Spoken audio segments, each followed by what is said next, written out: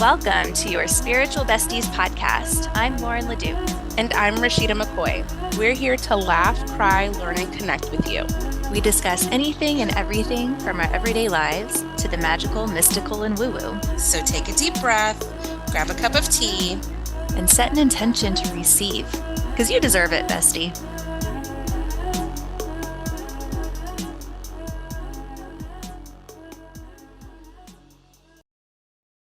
Hello.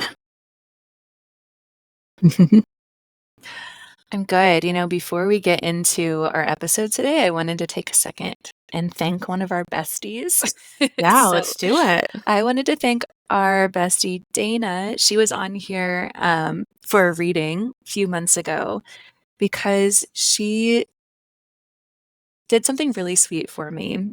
So at the beginning of this year, when I was talking about different intentions and stuff, I was talking about how I haven't really been able to listen to music and get into it in the last couple years with the kid. We're listening to Dora Explorer music in the car right now. And she made me a Spotify playlist and sent it to me for new music to check out, which I thought was just so nice and so thoughtful. That's so sweet. Yeah, I started crying as soon as she gave it to me. That is so sweet. And I'll be honest, I haven't been able to get through the whole thing yet because Dora the Explorer. Dora. So just thank you, Dana. So nice. How are you? Yeah, I'm good. I don't know if it's the spring energy. We're just coming off of a full moon. I don't know when we're going to air this episode. I think soon, but there's this something in the air, which it is the spring. It's renewal, re-energized. We're coming out of our cocoons, our shells. I'm feeling it really, really hard this year. I also think because there's been some life changes in my life as far as where I'm living, not where I'm living, but the people that are living around me, certain things are looking better. So there's just been a lot of things happening and I feel really good. Also challenging things. I think, Lauren, I've been having some challenges with Macy, expressing herself, in a way that is kind of accepted by society. And I say this because I think kids should be allowed to express themselves however they want. But Maciana's been extra. I've shared as extra to the point that it's not fair to the teachers that she goes to. And so I've been kind of struggling with that because, my biggest thing with Macy has been I don't want to dim her light. I don't want to break her down. Obviously, I don't want to do anything to break her down. But there comes a time when you can't be so lofty in spirituality that you have to be a little bit grounded.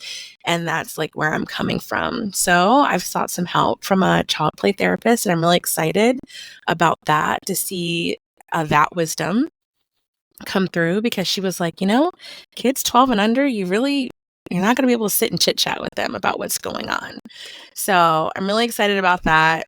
So I just feel good overall. I feel like I'm making progress and it's aligning with spring and getting out there. I'm really excited about getting our garden together this year. So yeah, I feel amazing. Well, I'm super proud of you. And yeah, I'm glad things are moving in a way that's positive for you. And happy for Macy too. Yeah, I met a play therapist yesterday, actually, and it was really fun to talk to her. And she's like, kids express themselves through play. So what better way to kind of get at what's going on in their heart and their psyche than through play? So, Maciana, she's a tough one. She's amazing. She's amazing, but she's a tough one, right? She's, like you said, all of her centers are closed and in human design. She's pretty, let's say my way or the highway, which is cool. It will serve her a lot. But when we live in a society, there are certain things that we have to learn in order to thrive. To thrive and have harmony with other people. So it's really cool that she's going to be able to explore those things in a really safe and beautiful way through play. And she's so lucky to have you as a mom who's willing to do whatever it takes. You're welcome. it's interesting. We're talking about spirituality today and talking about the yogic path, which I love talking about. And yeah, some of the ideas can seem lofty, but like really, it's very much about how to live life in a very grounded way. Mm-hmm. Um, and I don't know, to me, like only going straight to the spiritual, that's called bypassing, right? Mm-hmm. So I think just being real with what's going on in our lives, finding the tools that we need, whatever is available to us, whether it be social, science, spirituality, like we have all of that available to us because we are humans in the 3D living in communities. And, it's very cool to be able to use all the tools that are available. You know what? And Um, that's so true because I know when I talk to my clients, my massage clients, especially the ones that have been in like motor vehicle accidents, say like, I've done the chiropractic and I've done physical therapy and now I'm doing massage and I don't know, I'm starting to give up. But when I tell them that, do it all together, like everything together really helps push you through and get you through. And there's not one thing that's better than the other. And any type of therapist or doctor who says otherwise, you need to rethink your care with them yeah. because, we're multidimensional beings, but also too, our bodies function the same but yet differently. And so having the different avenues to kind of like help elevate it and get it better and heal it internally and external factors is the way to go. So what you're saying with having all those avenues to use as far as like our kiddos too, I think is really important.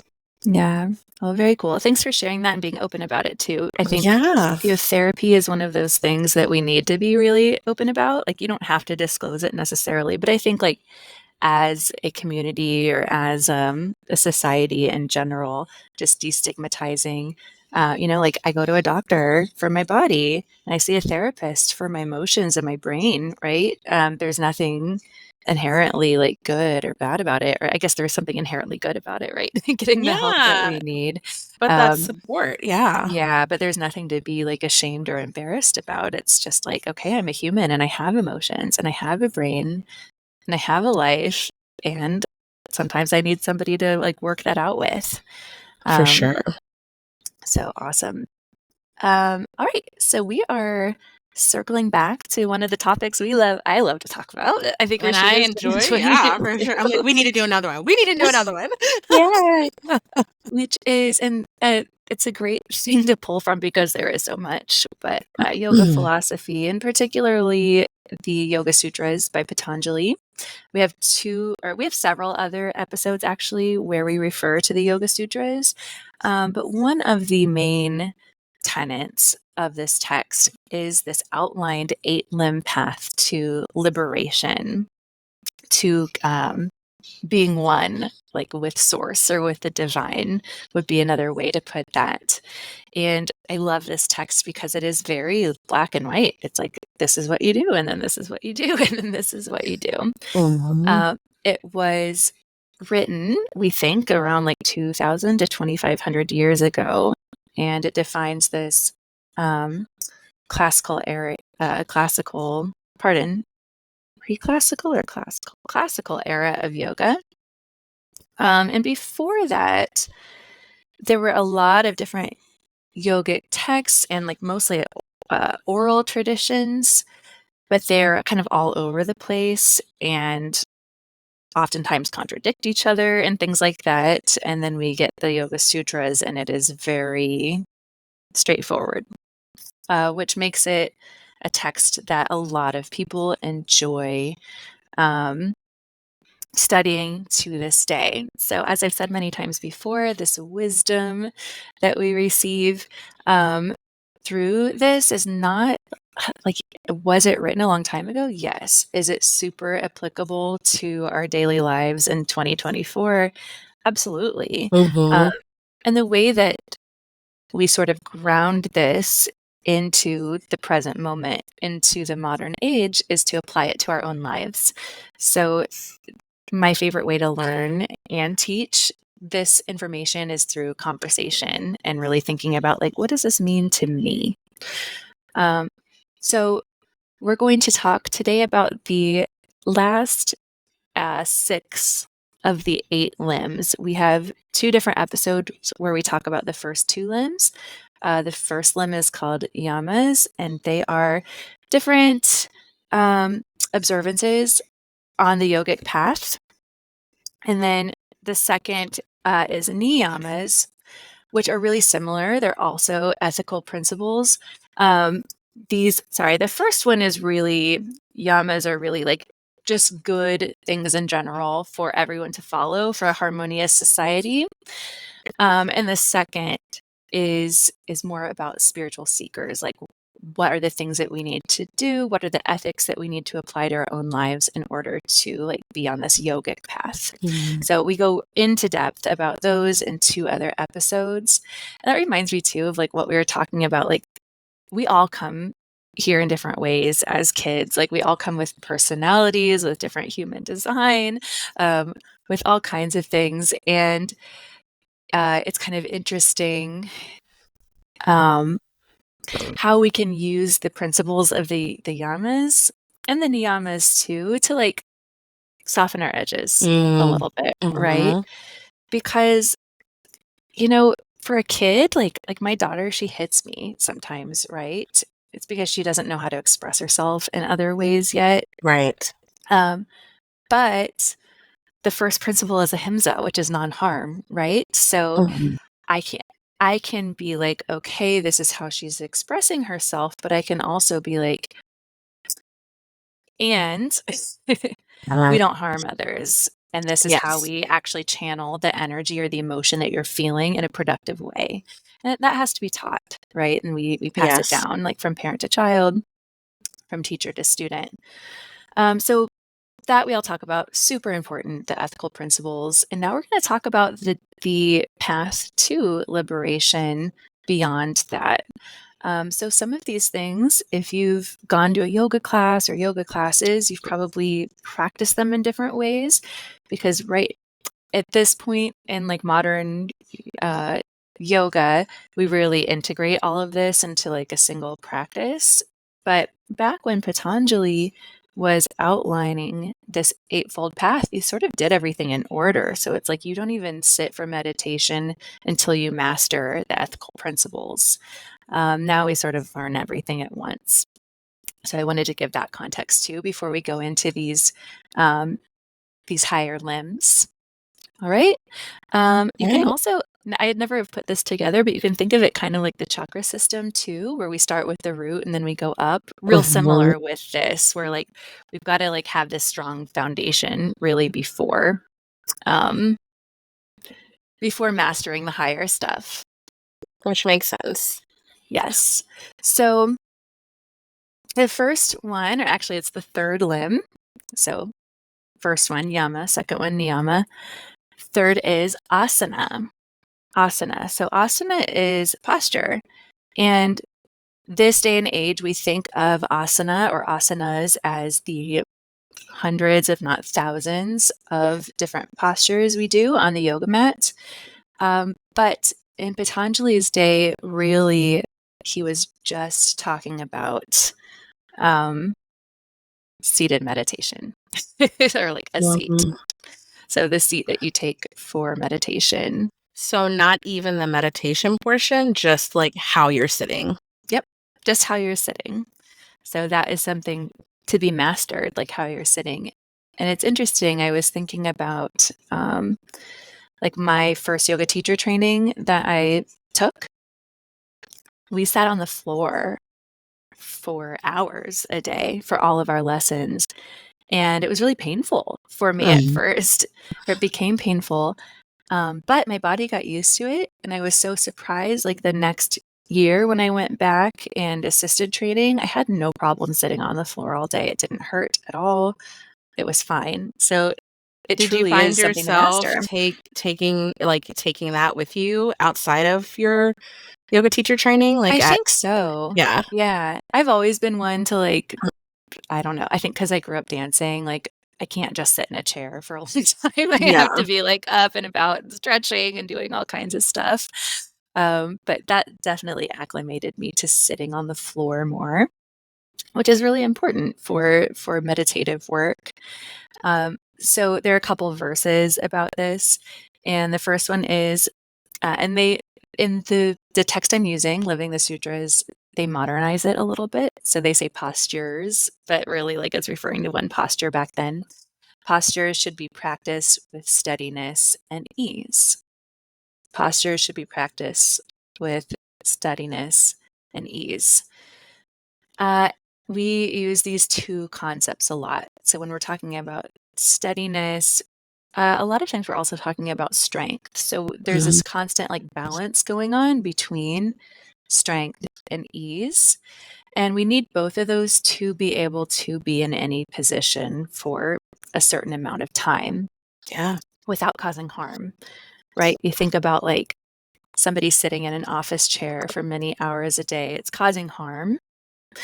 Right. Um, there needs to be like the muscular support to support your frame in these seats, right? Yes. I also like to apply this concept to life all the time. Like, how do I find steadiness and ease in hard moments? And yeah, I feel like a reserve of inner strength is something that you have.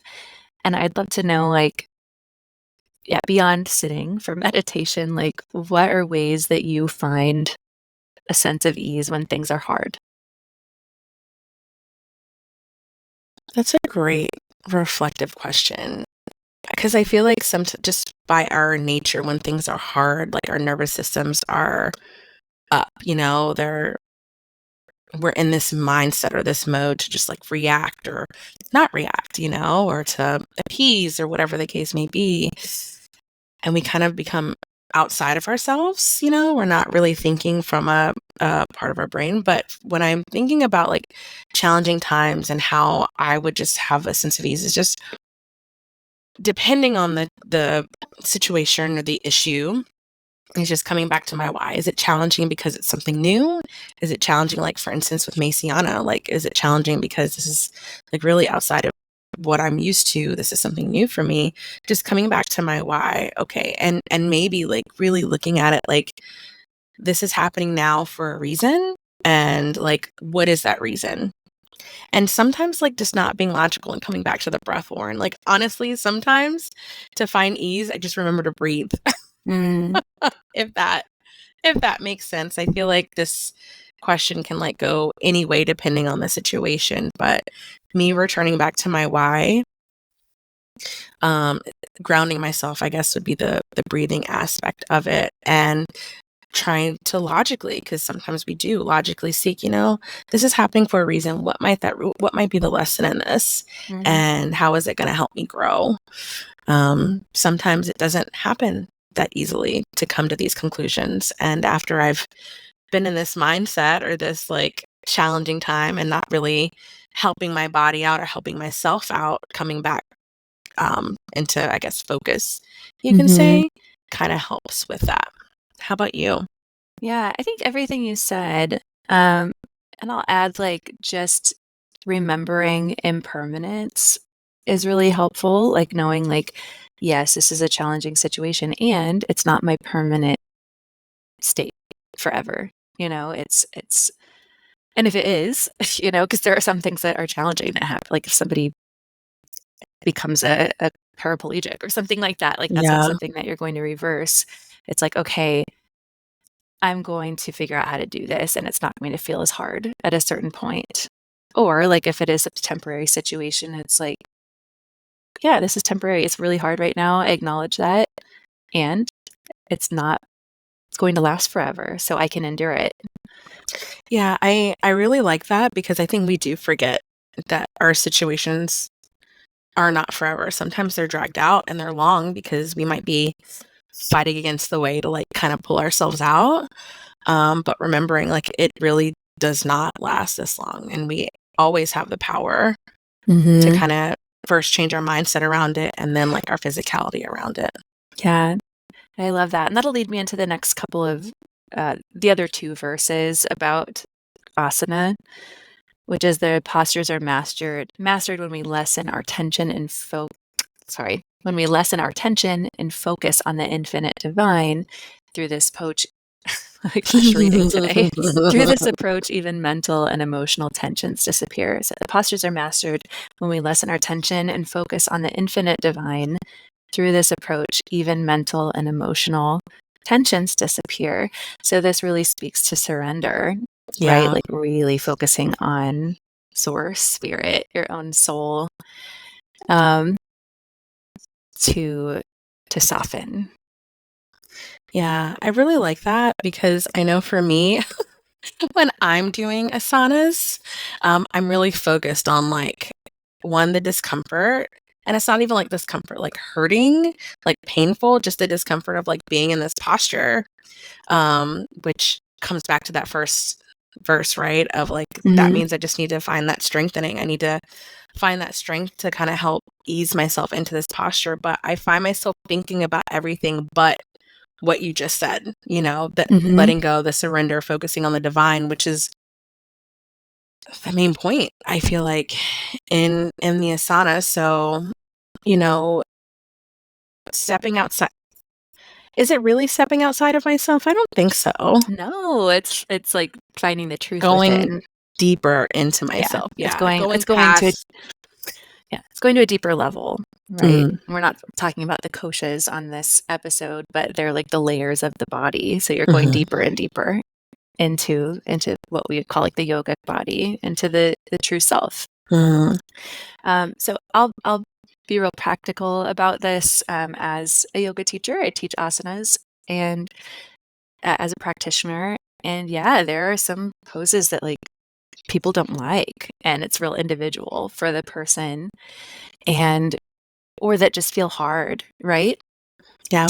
So when I'm teaching, I'm helping direct people to know, like, what are you strengthening and what are you softening? Because oftentimes what happens is when something feels difficult, that everything tenses up. Yes. So I can help remind students to soften like the shoulders, or soften their jaw or their face, and to deepen their breath. And then something that feels really challenging just feels a little more attainable and can be held with more steadiness. Because creating that space by letting go in the one aspect. I love that. So if we can't like fully surrender to the divine, we can practice softening our shoulders, right? And surrendering some of the tension that we feel. Yeah. So I love yoga classes because they're like all metaphors for life. Yes. Right? It's like, okay, what I'm going through is really hard right now. What can I make a little bit easier without giving up? I was like, I love that. As soon as you were saying where, can you soften? I was like, oh, well, that's like life. Like when things are hard and challenging, where can I let a little bit go to kind of like create space for this particular thing? Or where can I soften or lean more into, I guess, not so much pushing, but just kind of like leaning on to maybe get a little ease from this challenging thing. Well, and to be honest, like a lot of times what we can soften is our self-talk. And, this is something I was expressing to my new class of yoga teacher trainees, because I gave them a pretty hard practice, like very first thing in the training on Sunday. I kind of wanted just to see where everybody's at, Right. As a teacher. And, I'm like, some of the stuff you might not be able to do yet. And as I'm giving this to you, the challenge isn't, can you do it? It's how are you talking to yourself, while doing this practice? Because oftentimes that's where our minds go, and that's okay. Yoga is so much about observation in a very objective way. So it's like, oh, okay, I'm noticing my patterns now. I'm noticing when I go into this pose I don't like, that my brain starts like going into this negative self-talk, or I start like pointing fingers at myself, or I start getting mad at the teacher, or whatever. And just that realization is a huge part of the process. Right? Because we can't rewrite our mental patterns till we know what our mental patterns are. Exactly. Well, it's going back to the one of my very first experience with spirituality was in a book group reading the Eckhart Tolle book, and it was like, be the observer, right? And I'm like, what the crap does that even mean? Be the observer. Observe what? What am I observing? How can I step out of myself to observe? Like, I don't understand, like, and even then I was having all of that, like, it was interesting to me. I was like interested in, like, very curious, but also because I'd never done it before, I was just like, I have no idea, you know, around, and then we can go deeper. It's about the ego and all the other things, but you're right. Like, even seeing how I'm reacting to a situation, I have to observe myself in that to consciously make that change. And no matter how many times I'm in a situation and I come out, I'm like, man, I hated how I acted. Yeah, I can like retroactively like look at that, but it's really in the moments of like during it, really seeing how I am. What is that trigger? What is like making me feel that way? And reacting. Yeah. Yeah, I love that.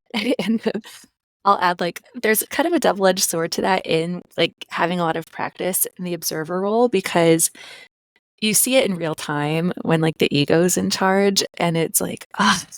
Well, you can't hide anymore, right? You can't be like oblivious. You're like, I know what this is. Yeah. I know what this is. Like, a couple weeks ago, I had COVID, and I was just, like, parenting, your mom, you're sick, like, you can't rest and turn it off. It's really hard. And Arthur came home and he said something to me and I snapped, which doesn't happen very often. And it was like, as I was snapping, the observer was there. And I'm like, oh shit. Yeah, it's that like it's constant self-accountability, which is great, but it's in the moment, it's like, okay. Well, and we could even speak to that though, right? Because when we're talking about, trying to come to an enlightened state, and like, I feel like sometimes when people think about spirituality and we're checking all these boxes and we're doing all this right and we're having the awareness and we're doing the healing, I think a lot of people think on the other side of that is like ease and it being, just easy or done or over with, but that's not what it is. It's a constant state of, because we are human and we have like, you wouldn't have done that if your physical body felt great. You wouldn't have done that if you had been getting great sleep. You wouldn't have done that if you had been able to care for your body the way in which you are used to help support you on this path. But we're always getting challenges, right? They're always coming up to us.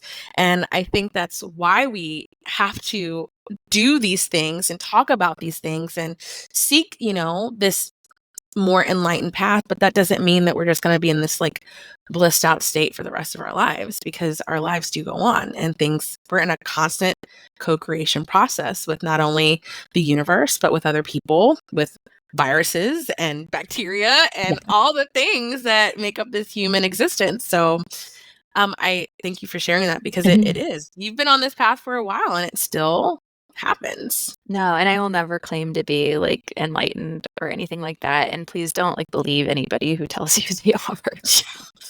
And we're starting to see more and more of that these days. Yeah. If people are like actually living lives, they're living in society, they're with family, with people, like there are constant challenges that come up. And that's just the way life is. It's Earth school. It is. I'm going to make one more side. I know we have to move on. I'm going to make one more side note just around this, was because I watched something on social. She was calling somebody out about something. Won't go into detail here, but she was like, this is the issue with this space. People are saying that they're this and they obviously aren't, because they're doing this for a reason. And these are like the top reasons. And then in this same video, she said, I'm going to put myself out there. I started doing this because of X, Y, and Z. This is why. And she's like, I had to come to terms with that. And she's like, I'm letting you know, so I don't fall into that pit, like we see so many leaders do. And I thought that was like amazing and exactly the type of accountability that we need, not only for like the self, but also our leaders asking us to hold us accountable, or I should say mentors, or whatever the case may be. But yeah, I just wanted to put that out there. Yeah, I love that. I'll add like, when I'm teaching and when I'm teaching people to teach, we use the word steward a lot. Like we're stewards of this practice. We are not the originators of this practice. We are not enlightened. We try to make ourselves the best vessels possible to pass this information on, but we're human. Yeah.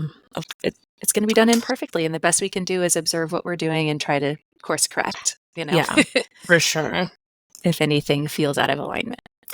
So the next limb is pranayama. The breath. The breath. Yeah. So I'll go through some of the verses with that. So as the postures are mastered, controlling the breath begins to further balance emotional and mental energy. The inhale, exhale, and the space between breaths can be modified by length and duration. This is pranayama. Okay, so you already mentioned when things feel off, you use your breath, and that brings you back to a regulated state. We all know this now. This is like common public knowledge that the breath regulates the nervous system, or can help regulate the nervous system. And it's important to know, they say the inhale, exhale, and the space between breaths can be modified by length and duration. So yes, we're all breathing all of the time, but when we become conscious of the breath and we start to control the breath for a specific purpose or outcome, that is pranayama. Often people just call it breath work now. That's sort of like the whitewashed version, I think, of pranayama, because people have been doing this for thousands of years, probably longer. It's just on record for that long. So there are many, many, many different pranayama techniques, and they all have different purposes. So this is really like, prana is life force energy. It's like, how do you harness your life force energy? So it's a really, really great tool. Oftentimes what we're introduced to in the more mainstream are ways to regulate the nervous system, to downregulate the nervous system. Yeah. So ways to like deepen the breath, to feel more calm, less stressed, less anxious, because in general, as a society, we are stressed, anxious. AF. Yes. But there are also ways to like clarify the mind. There are ways to gather more energy. There are ways to connect like spiritually. Pranayama is a huge part of my practice, I'll say. It's been a part of my practice for a long time, but it's become like an intentional daily part of my practice for the last couple of years. Like I spend 15 minutes. And Gemma even knows when it's time to do it, because she loves to sit with me while I do it, maybe nurse a little bit while I'm doing it. But she'll be like, "Mommy, are you breathing now?" And we'll sit down and do it together. And part of the reason is because it's so effective, and also like formal meditation is not as accessible to me right now, because I would have somebody crawling all over you and asking for your attention, like now. Exactly. But I can you can I usually breathe. listen to music and breathe, and it's I can still focus, and if somebody's crawling on me, it's okay. There are so many resources I feel like are out there, but just as someone who's been doing this and does this, on a consistent basis, where would you tell our besties to start? I have a video on YouTube that's about, it's called something like, gosh, I can't remember, but like you're breathing incorrectly or something like that, or you're doing it wrong. I filmed this during the pandemic because like suddenly people were a lot more interested in respiratory health, so I wanted to like just start the conversation with that. Most of us are not breathing correctly because of the way we live our lives and excess stress. We only breathe into like the top part of our lungs, and we're only really using like the muscles up there. Something interesting is that your lungs don't breathe themselves. They're muscles that breathe the lungs, right? So when we're only using part of those muscles, we're letting everything else become really weak and tight. So it can be hard to relearn how to breathe. And I say relearn because we're born knowing how to breathe. Yeah, if you look at a baby's belly, like it like inflates and Mhm. deflates. Whereas if you look at Yeah. an average adult, like you only see the chest, maybe the shoulders sometimes. Yeah.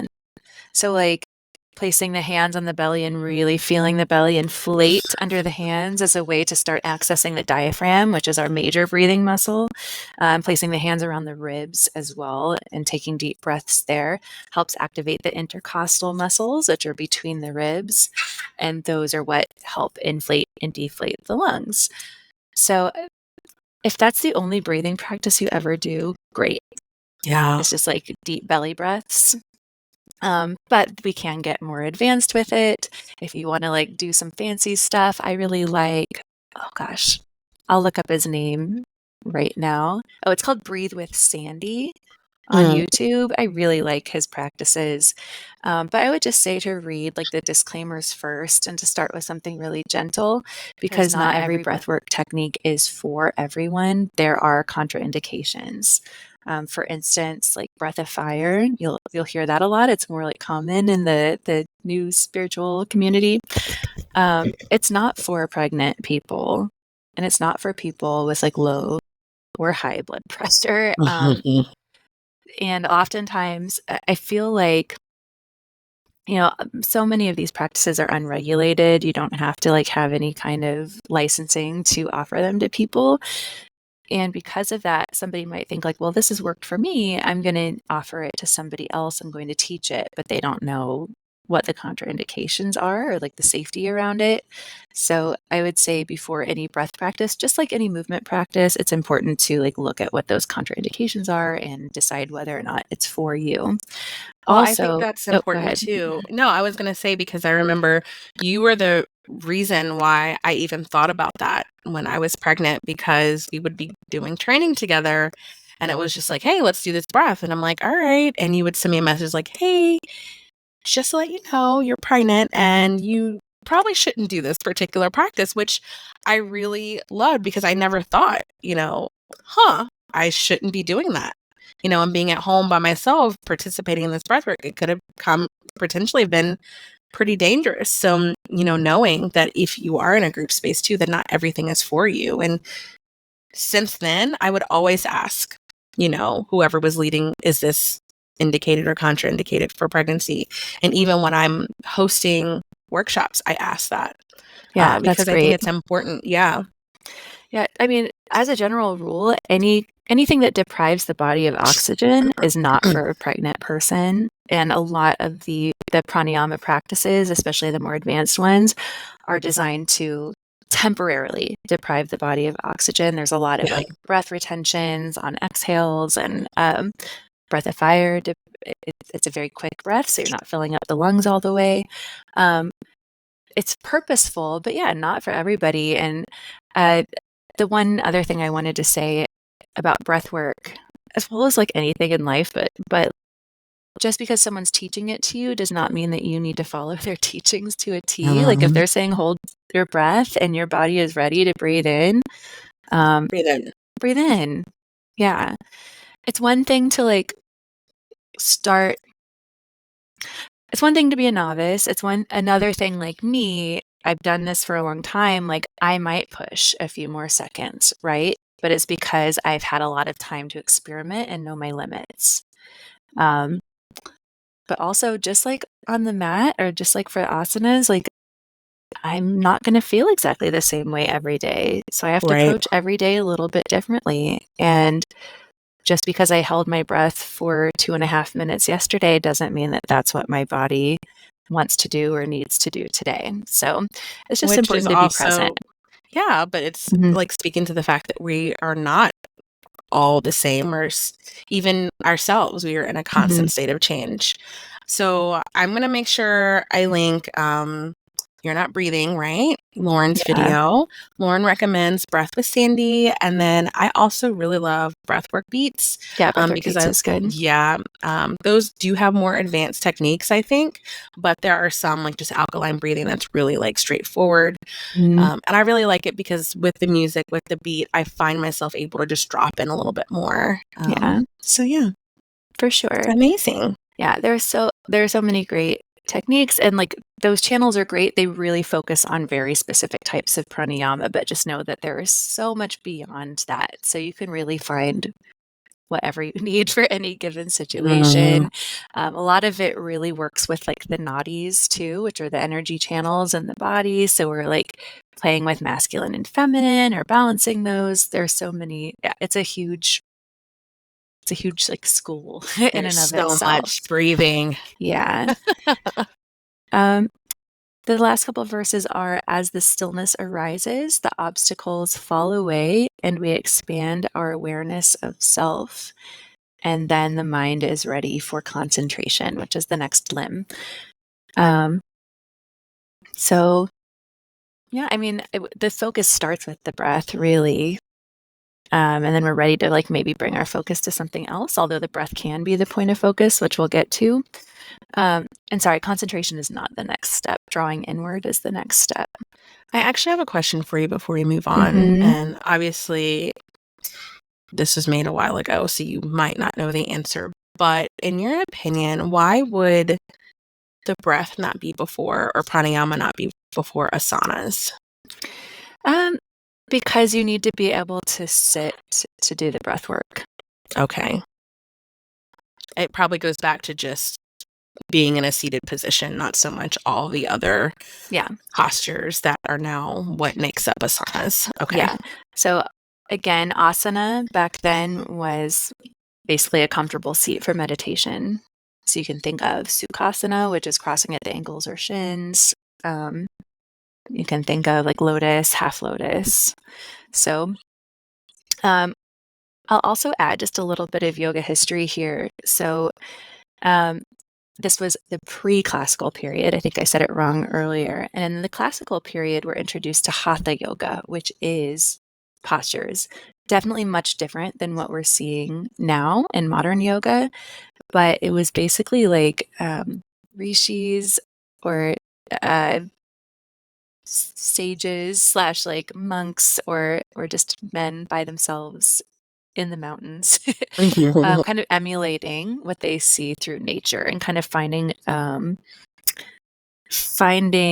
we'll talk about like this absorption or this like connection to whatever you're meditating on through putting their body into that shape. So there's like a frog pose. So it's like, how do I embody a frog? There's all kinds of postures that are like that, and they would have been held for a long, long time. So we see like the variety of postures developing at that point. And then about 100 years ago, we see this combination of yoga with fitness, because fitness started becoming like something in the public consciousness then.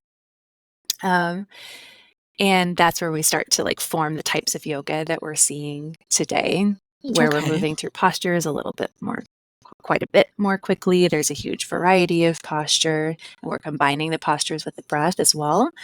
Before then, like the sun salutations did exist. They're just like you get up, you do your sun salutations. They're a way to honor the sun. And yes, you're breathing with the movement there. So that was kind of a long and convoluted answer to what you asked. But yes, back then it was just like, how do you sit to be able to go into these deeper stages of absorption with the divine? Okay. Oh, what I was going to say was modern yoga was developed for young boys to be able to sit. So it's a lot to ask for a little kid to just like sit down and go into meditation, you know? So they'd have to like exhaust their bodies first. And it works really well for us modern folks too, because we live stressful and sedentary lifestyles. Yes. So they bring our body into a healthier state so that we are able to go deeper. Unfortunately, that part gets left off a lot of times and it becomes like just about the body. But know that that's what it was designed for. It was so that we can go into deep meditation. All right. So the next limb is pratyahara, which means sense withdrawal. It's drawing all of your awareness inward. So next, the senses are directed to focus inwardly and on the mind itself. then the senses are controlled and internal focus arrives. So we're bringing ourselves this is an in-between state from just the breath to like concentration, which is kind of what we think of as meditation these days. And there are different ways to do this, but think about anything that you do to quiet the outside noise. So I actually talk a couple times about pratyahara in my book because I think it's such an important part of the spiritual journey because our world is so loud. Right. There are so many distractions, like let alone whatever the heck is going on in our own heads at any given time. Right. So this quiets the outside noise so that we can tune into like, okay, what is going on mentally with me? What is happening in the chitta vritti, which I've talked about in previous episodes, is the mind chatter, the mind stuff. So there are different ways to do it. I really like bee breath. That's one of my favorites. It's just humming. And they even have a mudra to go with the bee breath where you're closing your eyes, sealing off your ears as well. And that's designed to help you go internal, and you're humming so you can't hear anything outside yourself. So it brings you to a quieter internal state. This is like the way you feel when you're like, I'm feeling overstimulated. I need a break right now. I need to like shut the door and kind of just go into my own world. I think it's becoming more and more difficult to do. I think about kids these days who have, my daughter has iPad on my lap right now, I'm not going to lie. But, older kids too have their smartphones. They go into their bedrooms and they're on their phone the whole time. Right. When I wasn't doing that when I was a kid because it wasn't available, right? I would go into my room, I'd maybe put on music or something, but I'd also have a lot of time where it was just you there. You were just with yourself. Yeah. Yeah. And what about you? How do you find this state? For me, I feel like it is for sure putting down the electronics. I know Daniel and I made a change, like just together, of not having a TV in our bedroom. And also like, also, just really, again, focusing on the breath.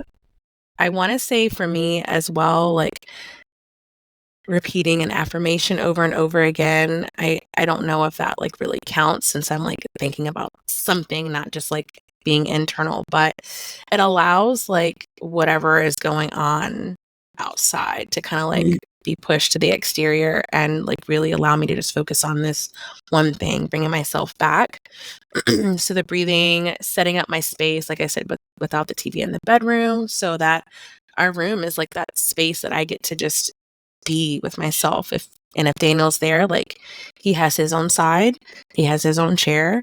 I have my own side, I have my own chair, and even though we're together, we can still kind of like be with ourselves too. Mm-hmm. So setting the space, breathing, and then for me, like when I have the kids, like sometimes I just can't, just stop and close my eyes and like go within. But like I said, just having something on loop to really just like bring myself back to myself. And that's just kind of like what I've adopted. I know there's probably different ways you can do this, but that is what works for me, because sometimes like I might be eating and Macy just wants to like be on me. And I'm like, I don't want to be like, Macy, I really don't, I want to make sure I say the correct thing. Like, I don't want you on me. Like, obviously that's not it, but it's like, hey, mommy needs her space.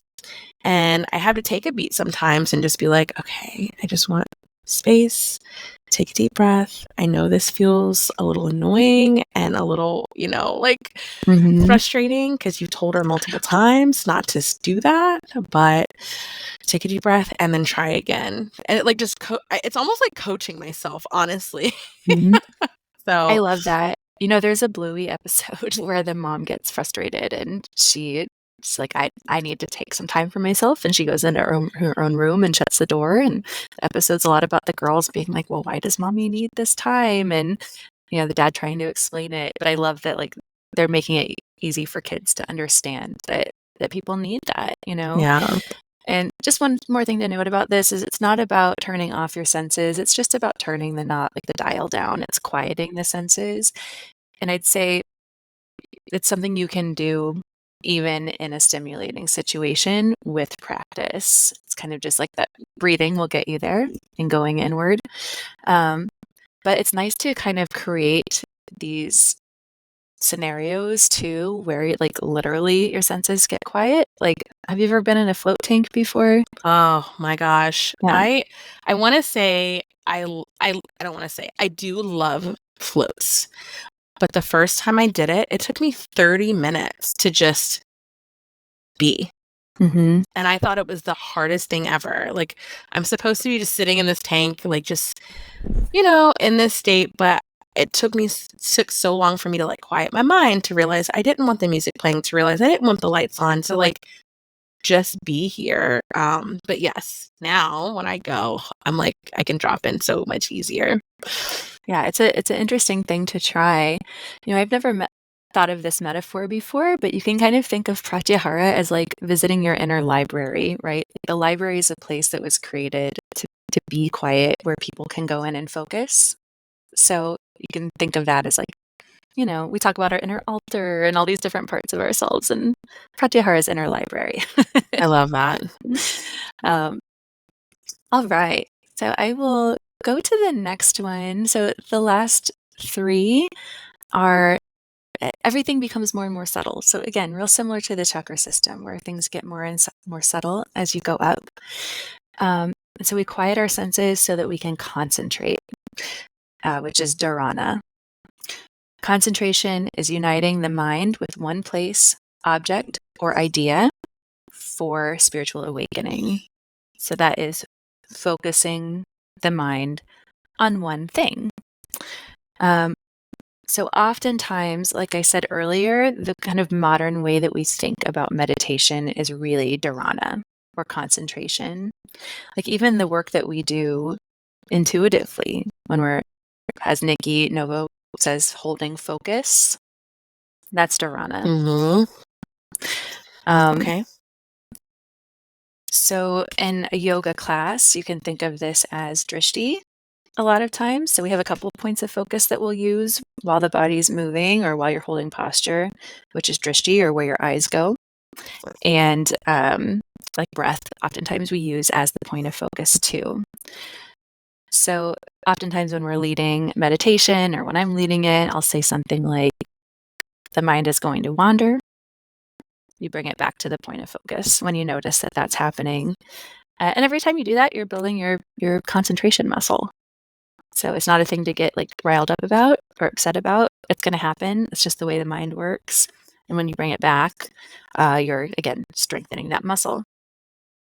And it's so easy to like allow the mind to wander. Not even Mm-hmm. allow, like it just does. Mm-hmm. I mean, I've been doing this for years now, and sometimes I realize, man, how long have I been just like letting my thoughts go down whatever rabbit hole it wants to go down? And then I'll be like, okay, we'll come back to this point. And I don't get mad anymore, because I used to. I'm glad you pointed that out, because I used to get very frustrated with meditation. I'm not supposed to be thinking about anything. And I think that's not necessarily the case, because like our mind is going to do what it does, but the building that muscle, you said, building that practice, coming back to and realizing, because there have been times where I've not come back to the point of focus and I've been like, dang, but Mm-hmm. now I do, and it's so much better. But also too, like finding other ways to meditate as well. Yeah, That's more for aligned. sure. Well, I'd say like mindfulness in general falls under this category of dharana, because you're holding focus on whatever you're doing at the moment, or whatever is present for you at the moment. And I think that is beneficial to absolutely everyone, again, especially in a loud world with a lot of a lot of distractions.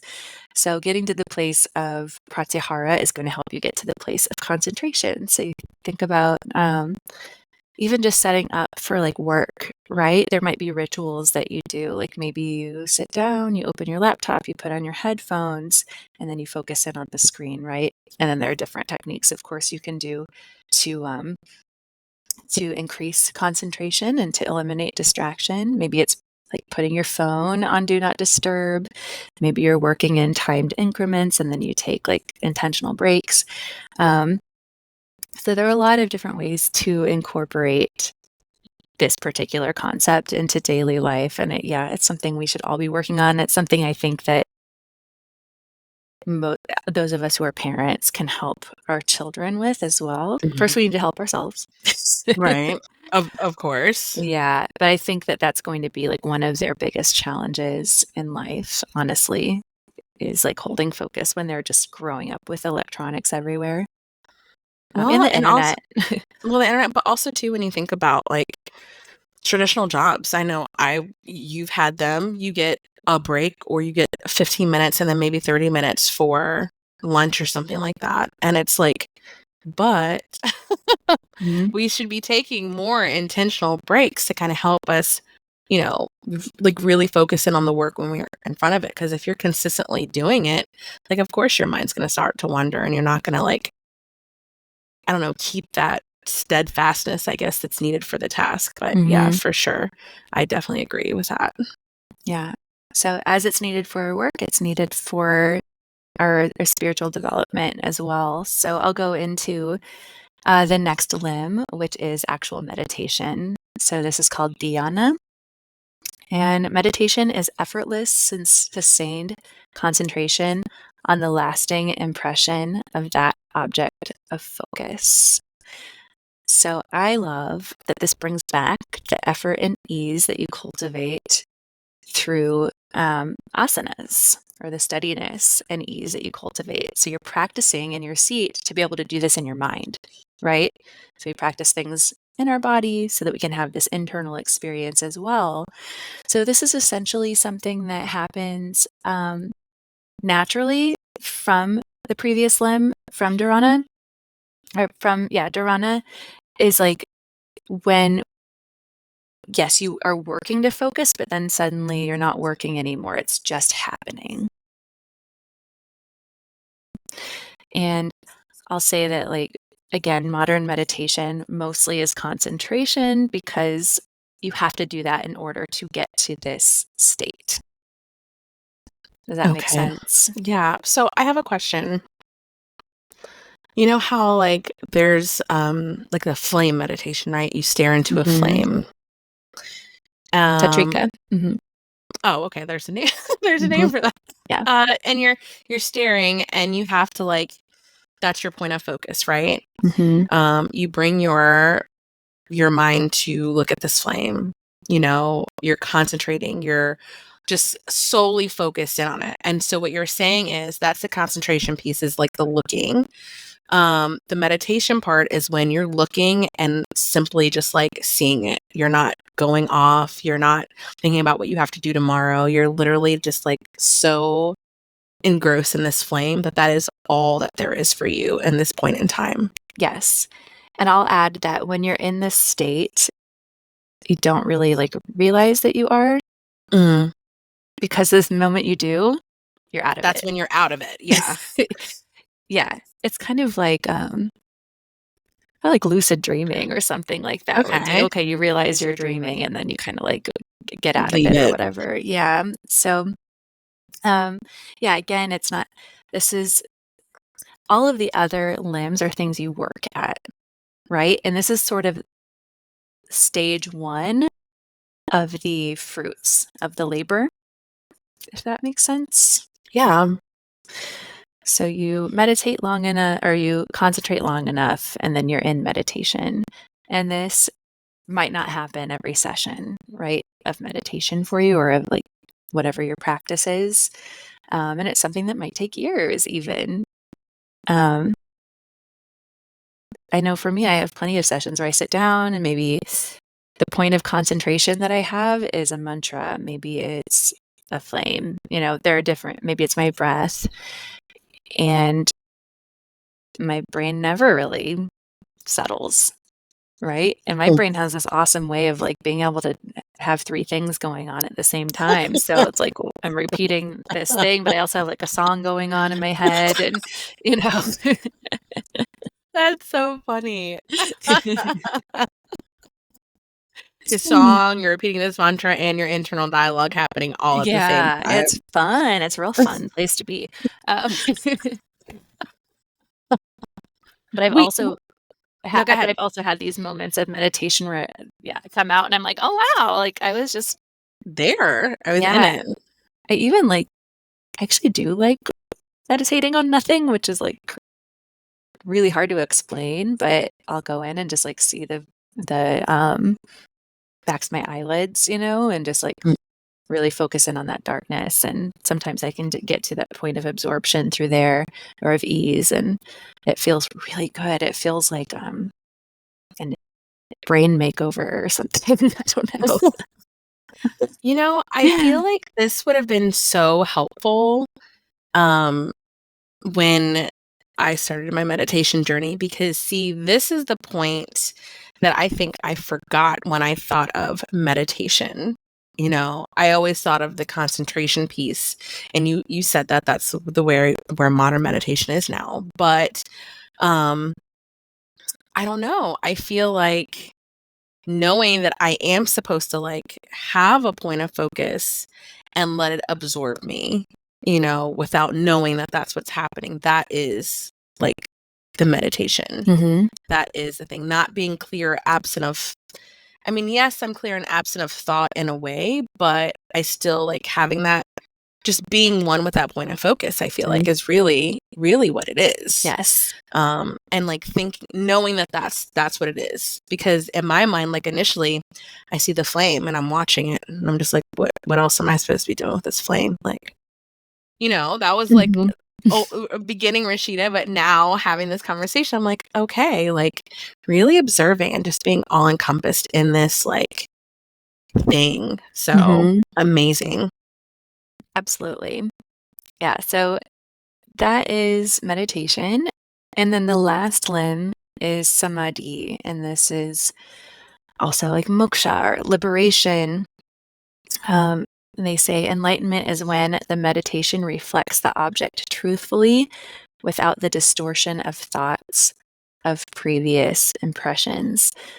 So it's full like melding of self. It's like the illusion of separation dissolves.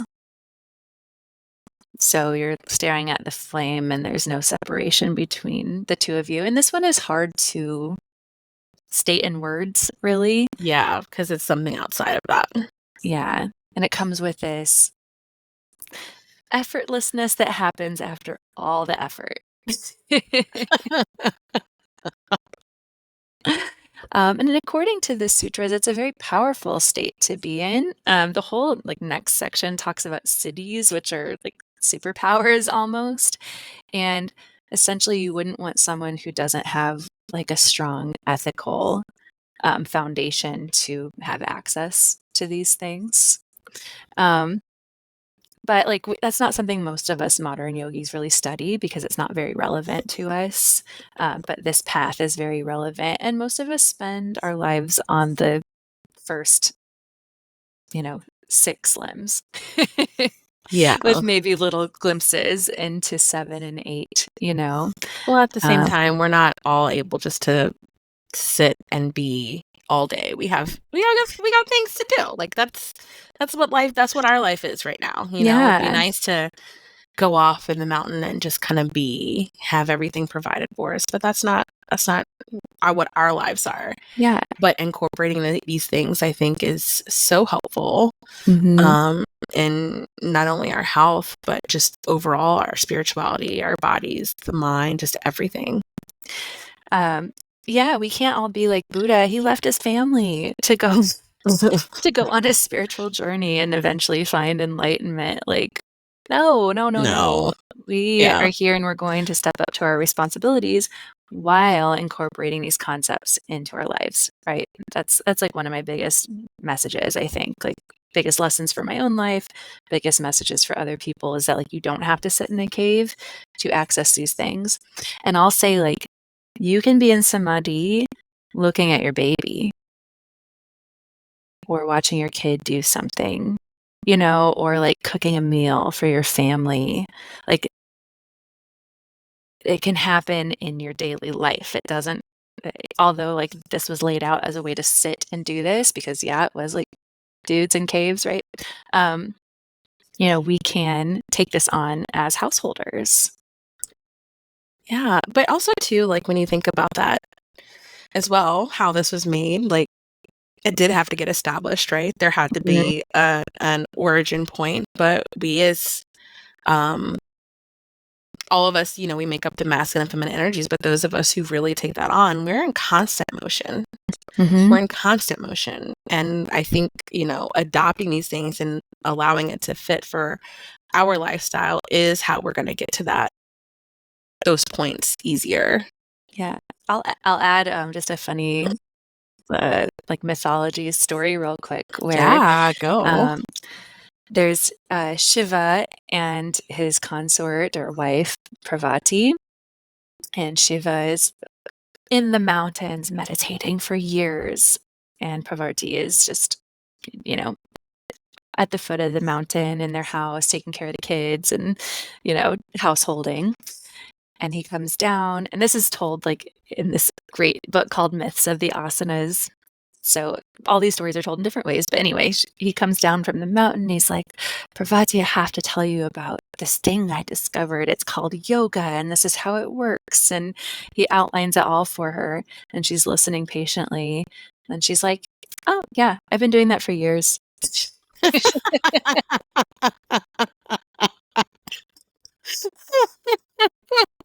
Of course. So I love that story because it feels very relevant, Yes. He's like mansplaining yoga after like leaving his family for a long time. I don't mean relevant to me. That's not what my husband's doing, but I just mean like, but just for our modern time, like, yes, yeah. And she's like, yeah, like washing the floor and doing mantra or like absorbing into that at the same time.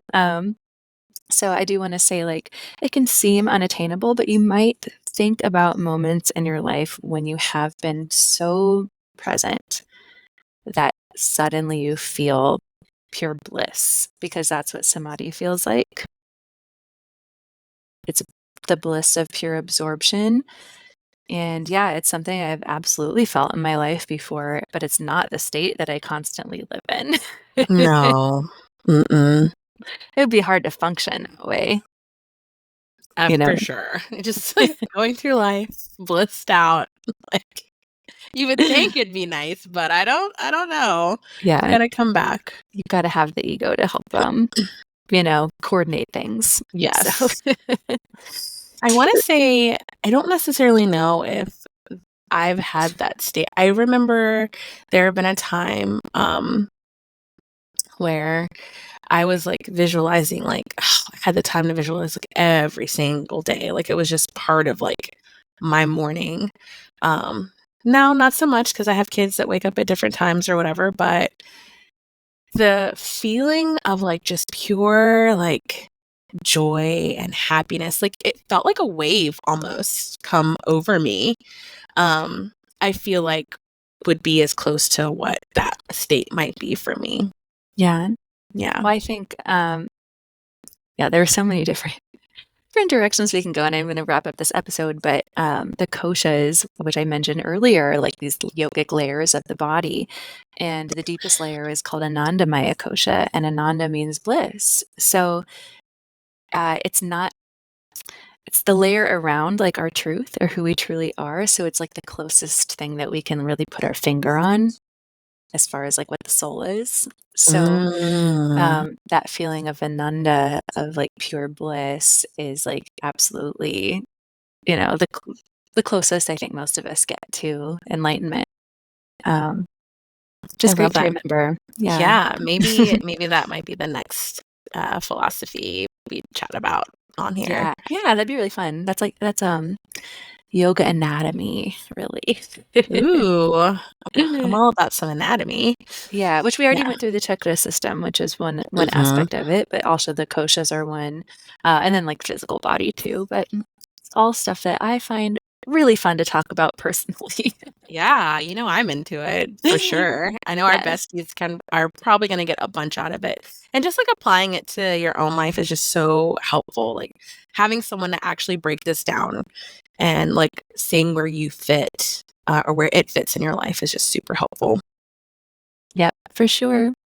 So, besties, we hope that you enjoyed this episode, and I'm sending you so much love and compassion on your own spiritual path, and know that like wherever you are is, I think, wherever you need to be right now, Mhm. and there are lessons in all of it, and we can be skipping around the limbs and learning things all at the same time, I think.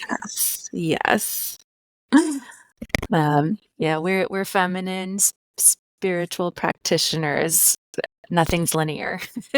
At all. So, And yeah, there's so beauty in that. absolutely. Absolutely. So, Rashida, thank you so much for having this conversation with me. You're the best yoga student I've ever had. Oh, thank you. I love all I my love yoga it. students. I'm just grateful for anybody who wants to listen to me talk about this stuff. Like, it really is my passion, and I just want to share it. Well, Lauren, thank you for having the passion around this and, really breaking this down in a way that just feels attainable and like doable. And like, yeah, we are talking about our spirituality, but like in a grounded way. Like, I love this so much. So thank you for sharing your wisdom today. Yeah, thank you. Besties, thank you for listening. Let us know what you thought of the episode, and we will chat with you soon. Bye. Thank you so much for joining us for this incredible episode. If you loved it, don't forget to subscribe, leave a review, and tell all your besties about us. You can also connect with us on Instagram at Your Spiritual Besties Podcast. And be sure to say hello and share your thoughts about the episode. Love you, bestie. Talk soon.